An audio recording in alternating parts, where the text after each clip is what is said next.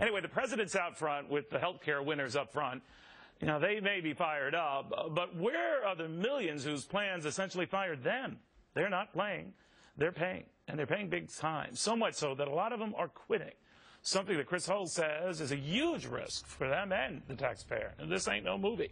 So what's happening right now, Chris? And the president now going on a full frontal PR assault to say, we've turned this thing around, it's getting better. What do you say? Right. Well, the president wants to make clear that it's more than a website. And I would say he's right. It is more than a website. What a lot of people are realizing is that the premiums that they're facing and the deductibles that they're facing are so high that this insurance doesn't make sense for them. You know, Chris, I've always argued, people getting caught up in the website, and I found it to be a technical disaster, but I said that's not the problem. It's once you log on and get on it, it was sort of going through the one-size-fits-all type of menu, that you start saying, well, wait a minute, this doesn't cut it for me. And I'm not disputing the number of Americans who are low paid and for whom that this might be a good deal, even though we're seeing very few take advantage of that for a variety of reasons. But that the millions more who've concluded, no, it's not, and we're in a real pickle. What will ultimately decide this thing's fate? Right. So take for an example someone in their mid-30s who's making $26,000 a year. So they're about 125 or 225% in poverty. So their premium, even after subsidies, is $1,200 a year.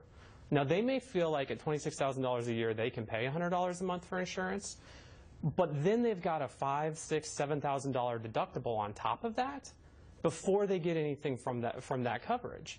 So those people who actually stop and do the math and look at this are going to say, you know, this doesn't make sense. I'll pay in the first year, it's about a $120 penalty for that person. I'll just pay the penalty. I'm uncovered for 9 months. And we've taken away the risk of being uncovered because if I get sick, they can't rate me based on my health status. They can't deny me for a pre-existing condition. There's very little in the way of punishment to push you into this because you'll either suck it up and know that when push comes to shove, you're covered anyway, so what's the rush? Now, that's important we made it more because expensive and less risky. Right. The young people are what's going to make this work and then make this make sense, financial sense.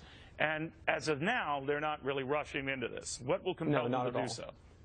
Well, so as I've said again, they're not going to do it for economic reasons and they're not going to do it for risk because we've changed those factors to disincentivize their joining the insurance market. We're talking people who haven't bought insurance in the past, right? Right. So if they get in, it's because, you know, maybe they like the president and they want to support the law, or maybe their parents pressure them, but it's got to be a factor beside the math that drives them into these exchanges. You're right. You're right, Chris. Chris Holt, good seeing you again.